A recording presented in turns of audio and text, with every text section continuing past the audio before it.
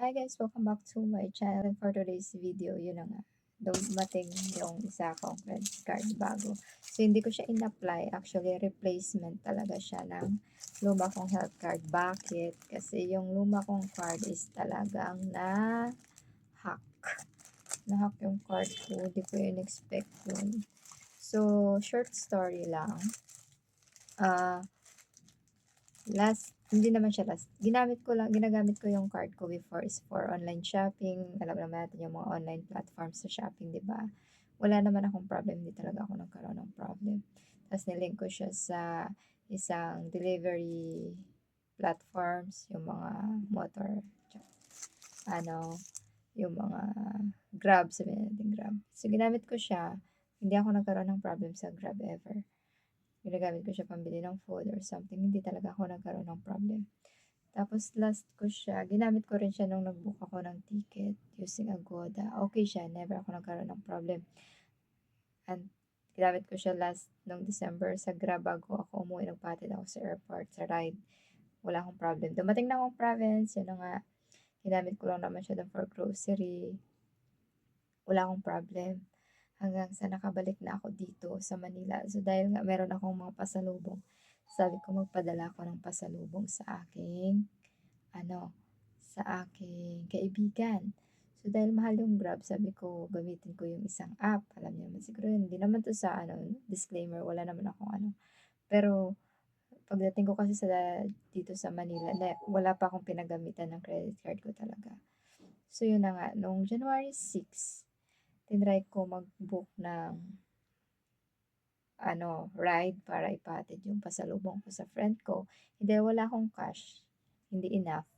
Sabi ko, ilink ko yung card ko sa isang app na yon. So, yun na nga, January 6 yun. Noong January 8 ng gabi, wala naman akong kiniklik na links or whatever. So, January 8 ng gabi, habang nasa live ako ng friend ko, nagchichismisan kaming dalawa, sunod-sunod yung message sa akin. So, normally, hindi talaga ako nagbabasa ng message paggabi. Kasi nga, ayokong humaba yung usapan. Tapos, pero sunod-sunod 3 messages. So, nung inopen ko, yung message, galing siya sa online shop. Puro lang ginamit yung card ko daw, 1 peso, 1 peso, 1 peso. So, puro lang 1 peso. So, hindi naman ako masyado nag-worry. So, sige kami usap ng friend ko, mamaya nag-pop-up ulit. Ginamit siya sa Agoda. 7,000 something. Hindi naman ako nag-book ng Agoda or something ngayon. Simula nung nakabalik ako dito. So, yun na nag-worry na ako. So, tumawag na ako agad sa BDO. Pinablock ko na agad yung card ko. Nag-report ako ng fraud, ganyan. So, tinanong ko kung meron nga bang nag-attempt. Sabi, meron naman daw nag-attempt talaga na maggamit ng card ko pero dininay nila. Kasi nga 'di ba, buti nga ngayon meron ng OTP, kailangan mag-text sa'yo, ganyan-ganyan. So yun, so thank you naman at na-denied. Pero alam niyo after na-block ng card ko, hindi pa rin talaga tumitigil. Pagising ko meron pa rin Food Panda, 400 something. Tapos mamayang hapon meron ulit Food Panda, Food Panda. Tina-try nila na gamitin pero nadi-deny siguro pero 1,000, 1,000. Para ilang beses ginagamit yung Food Panda. Bumibili gamit yung Food Panda, gamit yung card ko. Tapos merong Shopee, Lazada.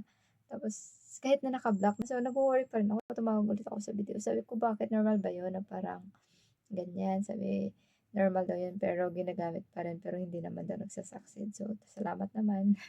Pero hindi nagsasucceed. So, yun yung story. So, wala naman akong sinisisi or something, pero syempre yun lang yung talaga yung duda ko kasi yun lang naman, simula nung dumating ako dito, yun lang naman yung last talaga na ginamit ko siya na nilink, tapos nangyari to. So, hindi ko alam kung paano kung merong naka-experience ng the same sa akin, pero yun na nga, pinambura ko na nga lahat, pinang-unlink ko na lahat sa mga online app. So, yun, hindi ko na talaga ililink yung card ko sa mga online apps or something kasi nakakatakot. So, dumating siya today. Actually, noong January 8 ako nagreklamo na ngayon. January 14. So, mabilis lang naman.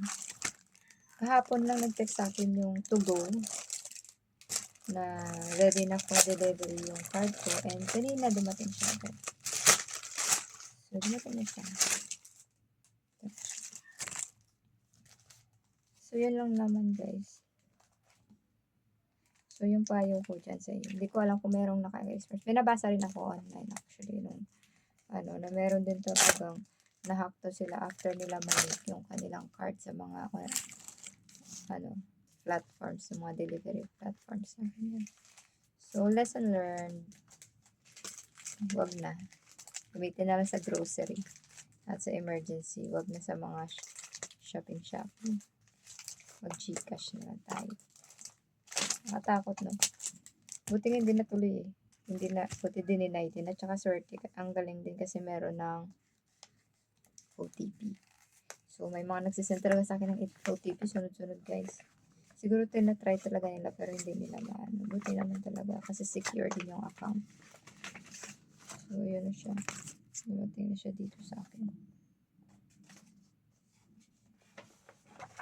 So, yung lahat kong card is gold yun eh. Video Visa Gold. So, okay. So, same pa rin naman. Wala namang nangyari. Gold pa rin naman. Pareho lang din naman yung, pinalitan lang yung, syempre yung card number, di ba? Pero yun siya. Same pa rin yung expiration niya.